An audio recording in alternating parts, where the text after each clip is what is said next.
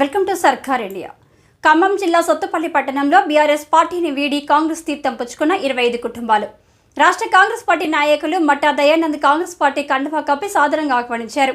ఈ సందర్భంగా మట్టా దయానంద్ మాట్లాడుతూ రాబోయే ఎన్నికల్లో ఖమ్మం పార్లమెంట్ అభ్యర్థి రామసహాయం రఘురామారెడ్డికి ఓటు వేసి అత్యధిక మెజారిటీతో గెలిపించాలని కాంగ్రెస్ పార్టీ కార్యకర్తలు కలిసికట్టుగా పనిచేయాలని కోరారు. కుటుంబ సభ్యులందరూ రేపు మిమ్మల్ని అందరినీ కూడా కాంగ్రెస్ పార్టీలో సాధారణంగా ఆహ్వానిస్తున్నారు. ఇప్పుడు అందరూ కూడా కాంగ్రెస్ పార్టీ అధికారంలోకి వచ్చింది. దాని దృష్టిలో ఉంచుకొని ఎవరు అవసరాలు వింటూ వాళ్ళు అంటే ఈ పెన్షన్ల విషయంలో కానీ లేకపోతే రేషన్ కార్డు విషయంలో కానీ అన్ని విషయాల్లో కూడా అందరికీ సమన్వయం చేయలే విధంగానే ప్రయత్నిస్తుంది తప్ప ఒకళ్ళు ఎక్కువ తక్కువ. కాకపోతే గబ్బర్ చెప్పేదంటే ఈరోజు మన వార్తపై నైశ్వరా గారు చెప్పినట్టు ఈరోజు పనిచేసే వాళ్ళు ఉన్నారు కాబట్టి అందరూ అన్నదమ్ములాగా కలిసి ఉండాలని చెప్పి కోరుకుంటున్నాం. ఎందుకంటే ఎన్ని అవంతరాలు వచ్చినా సరే నేను కూడా చూస్తూనే ఉన్నారు.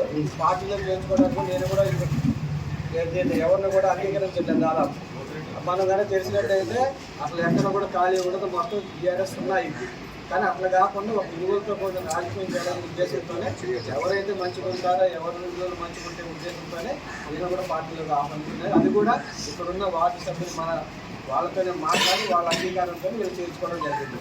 ఏ వార్డులో అయినా సరే వాళ్ళ అంగీకారంతో చేర్చుకోవడం తప్ప నా భయం ఏముందని ఎప్పటి నుంచో చెప్తున్నాను. ఇప్పుడు కూడా అదే ఉంటుంది. మళ్ళీ ఒకసారి మీ అందరూ కూడా తెలియజేయాల్సినవి ఉంటాయి. అందరూ కలిసికట్టుగా ఇప్పుడు అన్నట్టు 700 మెజార్టీ వస్తుందంటే మాకు కూడా మంచిది. ఎందుకంటే సొంతపల్లి టౌన్లో మనకి మొన్న వచ్చిన మెజార్టీ కంటే రెట్టించి మెజార్టీ కావాలి. ఎందుకంటే అవతల వాళ్ళు పూర్తిలో పుట్టిన పరిస్థితులు తయారు.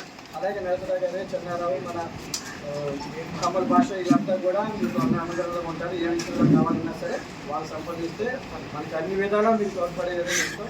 ఈ రోజు నుంచి కూడా మనకి పూర్తి కంపెనీలు ప్రతి వాళ్ళు నిన్న మనం తిరుగుతూనే ఉన్నారు.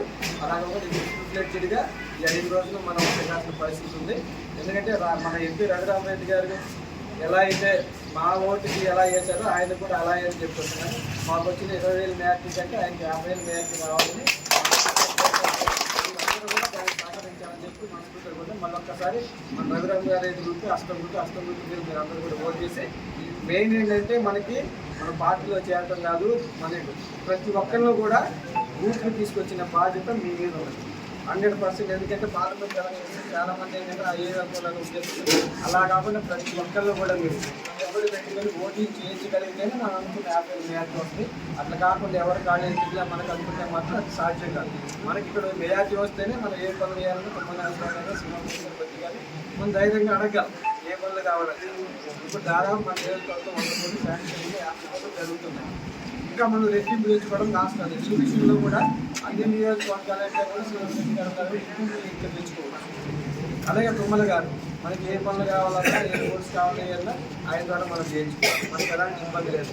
కాకపోతే ఒక్కటే మిమ్మల్ని అందరూ మళ్ళీ ఒక్కసారి కోరుకునేది అందరూ అన్నదమ్ముల్లా కలిసి పని చేయండి. పాత లేదు కొత్త లేదు అని చేరిన తర్వాత అందరూ కాంగ్రెస్ కుటుంబం. Thank you.